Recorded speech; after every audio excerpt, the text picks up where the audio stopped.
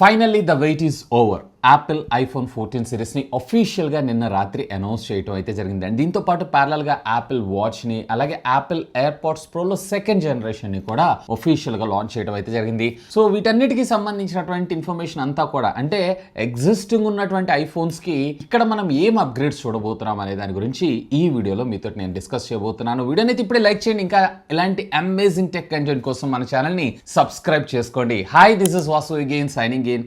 Welcome to my channel Vasu tech blog.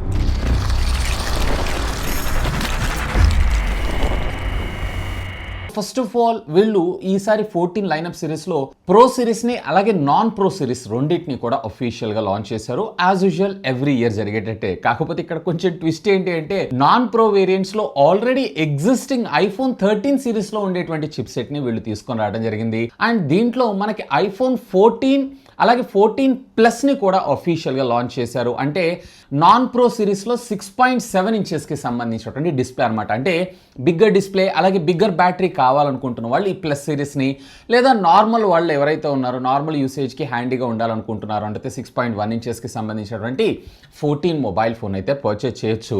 Previously మనకి 12 mini 13 mini అని ఉంటారు చూసారా, ఆ మినీ సిరీస్ని టోటల్లీ ఇప్పుడు ఈ ప్లస్ సిరీస్ ఏవైతే ఉన్నాయో రీప్లేస్ చేసేసినాయి. సో ఫస్ట్ ఆఫ్ ఆల్ అసలు ఐఫోన్ 13కి ఐఫోన్ 14కి ఉన్నటువంటి డిఫరెన్సెస్ ఏంటి అనేది చూసేద్దాం. సో ఫిజికల్గా మాత్రం ఏ విధమైనటువంటి మార్పు ఉండదు, రెండు కూడా మీకు సేమ్ ఉండడం జరుగుతూ ఉంటుంది.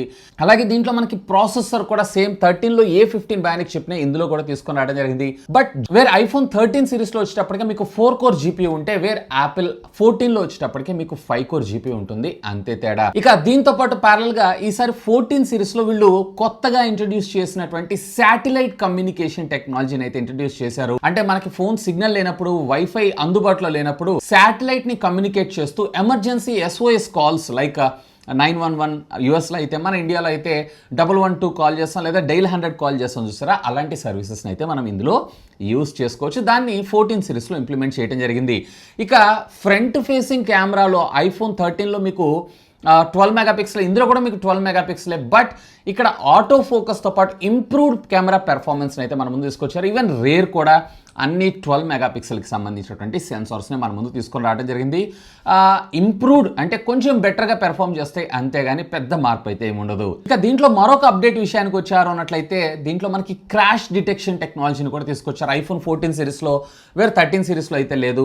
సో బేసికలీ దీనివల్ల అడ్వాంటేజ్ ఏంటి అంటే ఇందులో ఉండేటువంటి సెన్సార్స్ ఏవైతే ఉన్నాయో, ఫర్ ఎగ్జాంపుల్ రోడ్ మీద ఏదైనా యాక్సిడెంట్ అయింది అనుకోండి, సో ఎవరన్నా వచ్చి చూసి అంబులెన్స్కి కాల్ చేయాలి, సో ఈ లోపల అక్కడ జరగాల్సినంత జరిగిపోతుంటుంది. అలాంటిది ఏం లేకుండా ఇక్కడ మీకు వచ్చేటప్పటికే క్రాష్ డిటెక్షన్ టెక్నాలజీతో ఆటోమేటిక్గా ఎమర్జెన్సీ కాంటాక్ట్ నెంబర్స్కి అలాగే ఎమర్జెన్సీ టెలిఫోన్ లైన్స్ లైక్ 100 కావచ్చు, 108 కావచ్చు, ఇలాంటి వాటన్నిటికి కూడా డైరెక్ట్ గా కాల్ వెళ్ళిపోవడం జరుగుతుంది. విచ్ ఈస్ అమేజింగ్ ఫ్యూచర్ అనే నా అభిప్రాయం. మోస్ట్లీ ఇది ఎవరు వాడకూడదని అనుకుంటాను, బట్ అలాంటి సందర్భాల్లో మాత్రం నిజంగా ఇది ది బెస్ట్ వర్క్ చేస్తుంది అంతే. ఇకపైన మనం ఫ్యూచర్లో ఇలాంటి న్యూస్ కూడా చూసేటువంటి అవకాశం ఉంది.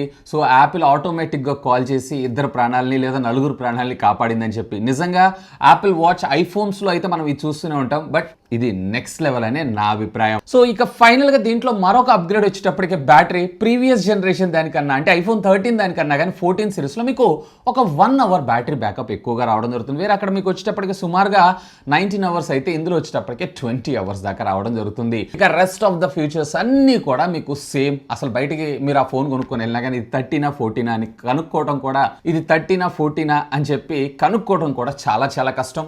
మాక్సిమం సేమ్ అదే విధంగా రావడం అయితే జరుగుతుంది. ఇక ప్రో సిరీస్ గురించి మనం మాట్లాడుకుందాం. ప్రో సిరీస్ లో మాత్రం బ్యాక్ సైడ్ నుంచి డిజైన్ లో మీకు సేమ్ పాత యాపిల్ ఐఫోన్ ఎలా అయితే ఉంటుందో సేమ్ అదే విధంగా ఉంటుంది. ఫ్రంట్ సైడ్ మాత్రం వీళ్ళు ఆ నాచ్ ని ఒక సరికొత్త పేరుతో మన ముందు తీసుకొచ్చారు. నిజంగా నాచ్ తో కూడా ఇన్ని పనులు చేయొచ్చా అనిపించింది. దీన్ని డైనమిక్ ఐలాండ్ అనేటువంటి పేరుతో యాపిల్ పిలవటం అయితే జరుగుతుంది.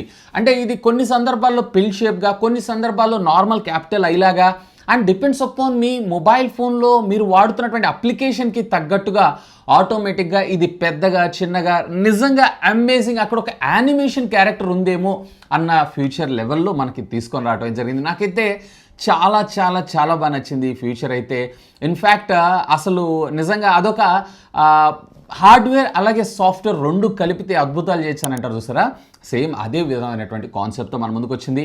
ఖచ్చితంగా ఆండ్రాయిడ్ ఫోన్స్లో మరొక 2 సంవత్సరాల్లో ఫ్లాగ్షిప్ లెవెల్ ఫోన్స్ అన్నిటిలో మీరు ఈ ఫ్యూచర్ లైక్ సామ్సంగ్ కావచ్చు, లేదన్నట్లయితే కనుక OnePlus కావచ్చు, లేదన్నట్లయితే గూగుల్ పిక్సెల్ కావచ్చు, ఇలాంటి వాటిల్లో ఈ డైనమిక్ ఐలాండ్ని కూడా మనం చూసేటువంటి అవకాశం ఉంది. వాళ్ళు వచ్చేటప్పటికే డైనమిక్ ఐలాండ్ అనే పేరు కాకుండా ఇంకేదైనా పేరు పెట్టే అవకాశం ఉంది. మీ దగ్గర ఏమైనా పేరుందా కామెంట్ చేయండి. ఇక దీంతో పాటు ఈ డిస్ప్లేలో మాక్సిమం 2000 నిట్స్ ఆఫ్ బ్రైట్నెస్ కి వెళ్ళగలదంట. మైండ్ బ్లోయింగ్ అసలు. 2000 బ్రైట్నెస్ నిట్స్ అంటే ఇది చిన్న బ్రైట్నెస్ ఏం కాదు. అండ్ దీంట్లో మనకి LPTO టెక్నాలజీ, అలాగే 120 Hz రిఫ్రెష్ రేట్, ఈవెన్ దీంట్లో మనకి ఆల్వేస్ ఆన్ డిస్ప్లే. ఎస్, ఇది ఆల్మోస్ట్ ఆండ్రాయిడ్లో అయితే చాలా రోజుల నుంచి ఉంది. బట్ ఇక్కడ నాకు కొంచెం డిసప్పాయింట్మెంట్ ఏంటంటే కేవలం వాచ్ వరకు అంటే టైం వరకు డిస్ప్లే చేస్తే బాగుండేది అనిపించేది. దానివల్ల ఇంకొంచెం బ్యాటరీ బ్యాకప్ బెటర్గా వచ్చేటువంటి అవకాశం ఉంది అనుకున్నాను. బట్ మనకి కొంచెం స్లైట్గా డిమ్ అవుతుంది. But anyway, always on display ఎప్పటి నుంచి అనుకుంటున్నాం. ఇది వచ్చేటప్పటికే కేవలం మీకు ప్రో సిరీస్లో మాత్రమే ఉంటుంది. నార్మల్ ఐఫోన్ నాన్ ప్రో వేరియంట్లో ఈ ఫీచర్ అయితే ఉండదు. ఈవెన్ ఇదే కాదు, దీంట్లో మనకు వచ్చేటప్పటికి డాల్బీ విజన్ కంటెంట్, అలాగే HDR10+ కంటెంట్, వీటన్నిటిని కూడా మనం చూడొచ్చు. యాపిల్ కి సంబంధించినటువంటి రెటీనా ఓలెడ్ డిస్ప్లేనే మనకి ఇందులో వాడటం జరిగింది. ఈవెన్ 14 నాన్ ప్రో వేరియంట్స్ లో కూడా సేమ్ డిస్ప్లే, కాకపోతే అక్కడ మీకు 2000 నిట్స్ ఆఫ్ బ్రైట్నెస్ అయితే రాదు. ఇక దీంట్లో ఖచ్చితంగా మనం మాట్లాడుకోవాల్సింది దీంట్లో ఉండేటువంటి processor A16 Bionic chip. Really amazing. Compared to the previous generation of devices కన్నా కానీ 30% మరింత బెటర్గా ఇవి పెర్ఫామ్ చేయడమే జరుగుతుందంట. అఫ్ కోర్స్ ఇది వచ్చేటప్పటికి మనకి 4 nm బిల్ఫిట్ టెక్నాలజీ మీద డిజైన్ చేసినటువంటి యాపిల్ కస్టమైజ్డ్ బయానిక్ చిప్ ఇది. అండ్ దీంతో పాటు కెమెరా డిపార్ట్మెంట్ లో కూడా వీళ్ళు ఇంప్రూవ్మెంట్ అయితే చేశారు. సాధారణంగా మనకి 3 12 మెగాపిక్సెల్ ట్రిపుల్ కెమెరా లెన్స్ తీసుకొస్తుంటారు. ఇందులో ప్రైమరీ ఏదైతే ఉందో ఇది మనకి 48 మెగాపిక్సెల్ టెలిఫోటో, అలాగే అల్ట్రా వైడ్ ఏదైతే ఉందో ఈ రెండింటిలో కూడా మనం 12 మెగాపిక్సెల్ సెన్సార్స్ అయితే మనం చూస్తుంటాం. అండ్ డాల్బీ విజన్ HDR10 కంటెంట్ని కూడా మనం ఈసారి రికార్డ్ చేయొచ్చు. బట్ 8K వీడియో రికార్డింగ్ అయితే మనకు ప్రొవైడ్ చేయలేదు. అది కూడా ఇంక్లూడ్ చేస్తుంటే బాగుండేది. బట్ 4Kలో మీరు 24 FPSలో కూడా వీడియోస్ని అయితే రికార్డ్ చేసుకోవచ్చు. ఈవెన్ మనకి రా అవుట్పుట్ని కూడా మనం వీడియో రికార్డింగ్ దగ్గర తీసుకొని ఆఫ్టర్ మన ఎడిటింగ్ పోస్ట్ ప్రాసెసింగ్లో మరింత బెటర్ అవుట్పుట్ని అయితే మనం ఇందులో చూడొచ్చు. ఈవెన్ ఫ్రంట్ కూడా మనకి 12 మెగాపిక్సెల్ కెమెరానే. అండ్ దీంట్లో ఉండేటువంటి సెల్ఫీలు తీసుకునేటప్పుడు ఆటో ఫోకస్ ఫీచర్ని కూడా మనకి ఇందులో ఎనేబుల్ చేయడం అయితే జరిగింది. ఇక దీంట్లో కూడా మనకి శాటిలైట్ కమ్యూనికేషన్ టెక్నాలజీని మన ముందు ప్రొవైడ్ చేశారు. సేమ్ ఐఫోన్ 14 సిరీస్లో ఏవైతే ఉంటుందో సేమ్ అదే విధంగా. కాకపోతే దీంట్లో అడ్వాన్స్డ్ క్రాష్ డిటెక్షన్ టెక్నాలజీ మరింత బెటర్గా మనకి ఇందులో తీసుకొని రావడం అయితే జరుగుతుంది. So satellite communication and crash detection ఏదైతే ఉందో ఈసారి ఈ ఐఫోన్ 14 సిరీస్కి కొత్తగా లైనప్ అయినాయని మనం చెప్పుకోవచ్చు. అండ్ ఇక్కడ ఇంకో ట్విస్ట్ ఏంటి అంటే ఐఫోన్ 14 సిరీస్లో US వేరియంట్స్ ఏవైతే ఉన్నాయో వాటన్నిటిలో కూడా మీకు సిమ్ కార్డ్ స్లాట్ అయితే ఉండదు. అంటే ఫిజికల్గా సిమ్ అనేది మీరు చూడలేరు. ఈ సిమ్స్ ద్వారానే మనం వాడుకోవాల్సి ఉంటుంది. అఫ్ కోర్స్ లక్కీగా మన ఇండియాలో కూడా ఈ సిమ్ సపోర్ట్ ఉంది కాబట్టి ఎవరన్నా మన బాబాయ్లో పిన్నిలో తమ్ముడు అక్కో ఫారెన్లో ఉంటే కనీసం తెప్పించుకుంటాం కదా, లక్కీగా మన దగ్గర అయితే పని చేస్తే. బట్ వీటిని ఫిజికల్గా అయితే టెస్ట్ చేయాలి.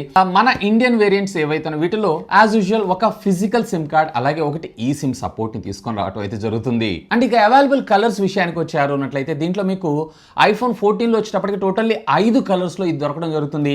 బ్లూ, పర్పుల్, అలాగే మిడ్ నైట్, స్టార్ లైట్, అలాగే ప్రొడక్ట్ రెడ్ కూడా. ఒకవేళ మీరు కనుక 14 Pro Max లో చూసారు అన్నట్లయితే ఇక్కడ టోటల్లీ మీకు 4 కలర్స్ లో ఉంటుంది.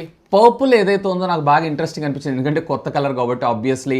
అలాగే దీంట్లో యాజ్ యూజువల్ మనకి grey colour, silver colour and gold కలర్స్లో కూడా అవైలబుల్ ఉన్నాయి. ఇక ఫైనల్గా మీరు ఎదురు చూస్తున్నటువంటి ప్రైజింగ్ విషయానికి వద్దాం.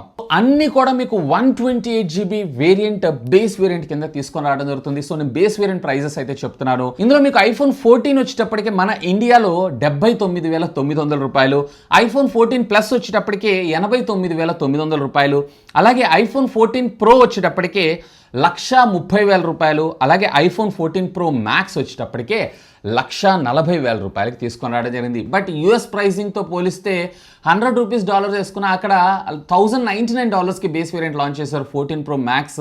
మన ఇండియాకి వచ్చేటప్పటికే ఆల్మోస్ట్ దీన్ని $1 అంటే 140 రూపాయల దాకా తీసుకొని రావటం అయితే జరిగింది. మరి ఎందుకో యాపిల్కి ఇంత పగ మన ఇండియా అంటే? ఇన్ఫ్యాక్ట్ గ్లోబ్ మొత్తం మీద కూడా మన ఇండియాలోనే కొంచెం ఎక్స్పెన్సివ్గా ఈసారి ఫోన్స్ రావటం అయితే జరిగింది.